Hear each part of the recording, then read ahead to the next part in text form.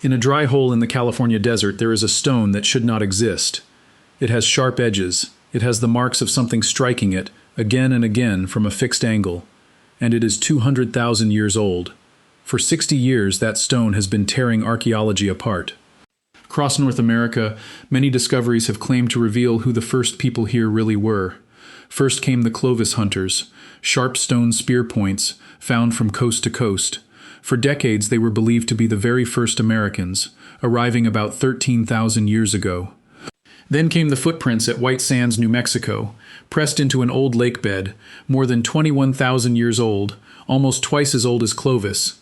Then in San Diego, researchers found a mastodon with smashed bones and heavy stones lying beside it. They said early humans broke those bones 130,000 years ago. Most archaeologists rejected it. The argument never died. But even these feel small next to what sits north of Barstow, in the Mojave Desert, a place called the Calico Early Man Site.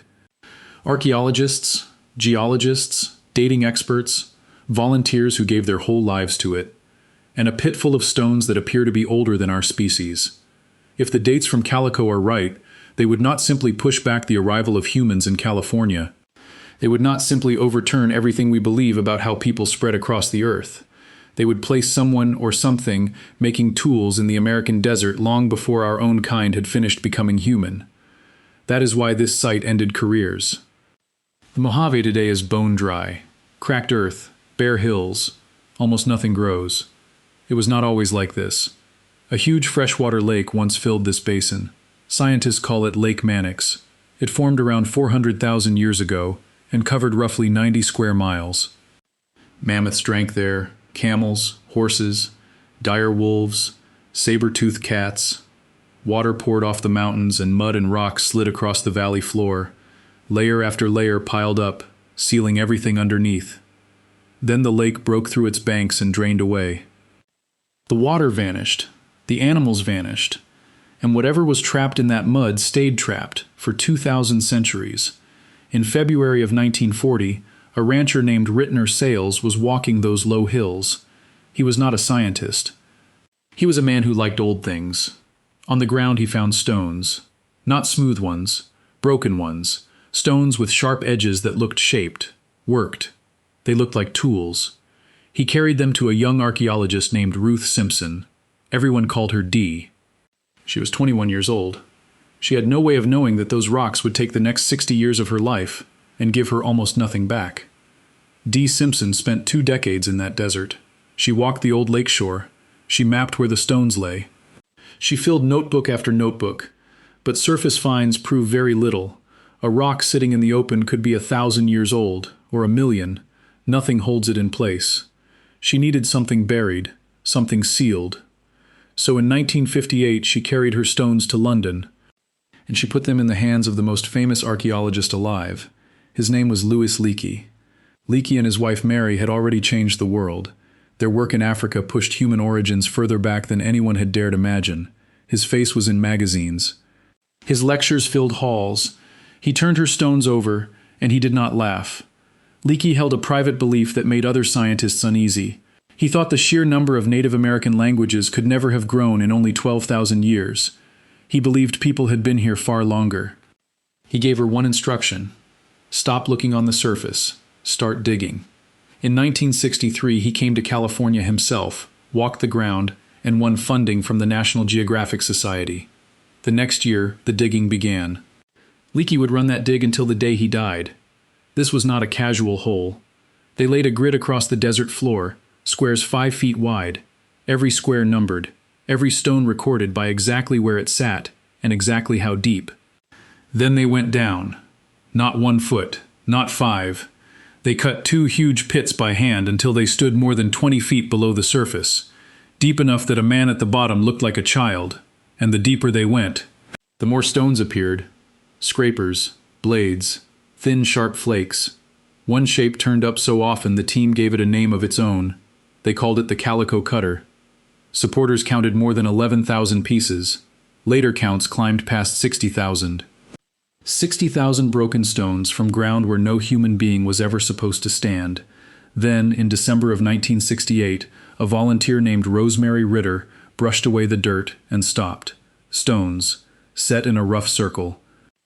To Leakey and Simpson there was only one answer. A ring like that, placed on purpose, meant one thing: a fire pit. If they were right, they were looking at the oldest campfire in the Americas, a spot where someone sat in the dark and warmed their hands and was not alone. That circle would haunt this site for the next 50 years. Now came the only question that mattered. How old was it? Stone tools cannot be dated on their own. A rock carries no clock. Instead, scientists must date what grew on it. Over long stretches of time, water seeping through desert soil leaves thin skins of hard mineral on buried stones. These coatings build slowly, like rings inside a tree. Locked in those layers is uranium, and uranium breaks down at a fixed rate that nothing can speed up or slow down.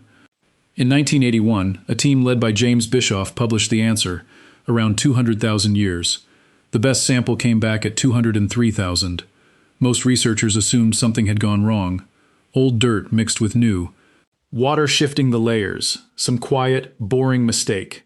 So years later, Bischoff went back to kill the number himself. He used far better equipment. He chose a stone from deep inside the pit, and he dated a hard crust that had grown directly over the flake scars, over the very marks that supposedly came from a human hand. The result came back at 204,000 years. He had not killed it. He had made it worse. To understand why that number broke people, look at what the world looked like then. 200,000 years ago, our own species was brand new. The oldest bones of Homo sapiens come from a cave in Morocco. They are roughly 300,000 years old, and they do not quite look like us yet. Neanderthals walked Europe. Denisovans lived in Asia. Older humankind still survived in the Far East. To be fair, none of them were simple-minded. All of them made stone tools. Tool-making was never ours alone. But not one of them ever reached the Americas. No bone, no skull. No genetic trace. Nothing anywhere along the road from Asia. Modern genetic work shows the ancestors of Native Americans split from Asian populations no earlier than about 23,000 years ago. So if someone was shaping stone in the Mojave 200,000 years ago, who were they? By 1970, the pressure was crushing. So Leakey called the world to the desert. More than 100 scientists came for 4 days, experts on African tools, specialists in the European Stone Age. Some of the largest names in the field stood at the lip of those pits and stared down. Leakey stood before them and made a promise. In his own words, from that weekend on, a new chapter would be written in the prehistory of America. They looked. They handled the stones. They argued. And then they went home, unconvinced. Nothing was settled. The conference meant to be his triumph became the moment his profession quietly turned its back. Leakey was already a sick man. He had 2 years left. Then, in 1973, the hammer fell. A geologist named Vance Haynes published a paper in the journal Science. Its title was a question: artifacts or geofacts? A geofact is a stone that looks like a tool, but was never touched by a human hand. Haynes visited 3 times, and he pointed at the ground itself. Those buried layers were not gentle lake mud. They were debris flows, walls of rock and slurry that came roaring off the mountains, again and again, across thousands of years. Inside that moving mass, stones smashed against stone, under enormous weight, at tremendous speed. Haynes argued that nature alone was enough to explain every single thing at Calico: rocks breaking rocks, flakes falling away, sharp edges appearing by pure accident. Then he made a quieter point, a far more damaging one. At Calico there was no clean line between a tool and a rock. There were tools, and probable tools, and possible tools, and plain stones, all blending into one another, which meant the diggers might simply have been picking out the pieces that looked right. Out of millions of broken stones down there, of course some would look made. Other researchers ran the numbers. Real human tools break at tight, predictable angles. Natural breaks scatter wildly. Calico's stones scattered. And in 1985 they finally tested the fire circle. A stone from the ring was sent away to see if it had ever been burned. The result came back negative. There had never been a fire. D. Simpson was crushed. Louis Leakey never saw any of it. He died in 1972. Those close to him say he died heartbroken over Calico. His wife Mary was blunt about the cost. She wrote that his work at the site was a disaster for his career, and was largely the reason their marriage ended. The man who uncovered humanity's beginnings in Africa lost the respect of his own field in a California desert. And at that final conference, some of the scientists who should have condemned the work said nothing at all. Not because they agreed, because he was dying, and they could not bring themselves to do it. D. Simpson never walked away. Leakey was gone, the money dried up, the professionals stopped coming, the site was left to volunteers. Retired teachers, weekend diggers, people who had always wanted to be archaeologists and never got the chance. She kept working, year after year, in the heat, in a hole the world had already decided was empty. She died in the year 2000. 60 years after a rancher put a broken stone in her hand, she was never proven right, and yet the ground itself refused to back down. Newer methods kept confirming the age. One study of the buried soil returned 135,000 years. Another measuring how long surface rocks had been exposed to the sky came back at 198,000. Every test agreed. The layers are genuinely ancient. The fight was never about the age of the dirt. It was always about what was inside it. Today the site sits quiet. It was placed on the National Register of Historic Places in 1973. But in 2016 it was closed to the public, not because of science, but because of people. Buildings wrecked, fences torn down, stones stolen straight out of the ground. In March of 2023 it opened again. You can stand there now and look down into a pit that took half a century of human hope to dig. The desert is already taking it back. So what is the truth? Almost every archaeologist alive will tell you the same thing. The stones are geofacts, accidents, rock broken by mud and gravity, nothing more. The evidence is heavily on their side. No human bones were ever found, no fire, no butchered animals, no burials, nothing but stone. And yet, the defenders point out that flowing mud is far weaker than the blow needed to strike a proper flake.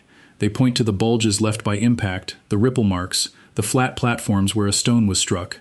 They point to fine, delicate work on the smallest tools that is genuinely hard to copy by accident. And they only need to be right about one stone. Just one. If a single piece from that pit was truly struck by a hand, then everything we believe about the peopling of the Americas is wrong by nearly 200,000 years. If all 60,000 are natural, then Calico is the largest pile of false tools ever gathered by human beings. 60 years on, the question is still open. Whether future work exposes a flaw in the dating, or a fault in the digging, or proves that something walked that desert long before us. Only time will tell. Until then, a hole in the Mojave keeps its silence, and the stones say nothing at all. If mysteries like this one are what you came for, subscribe and stay with us. Because history is not finished being written.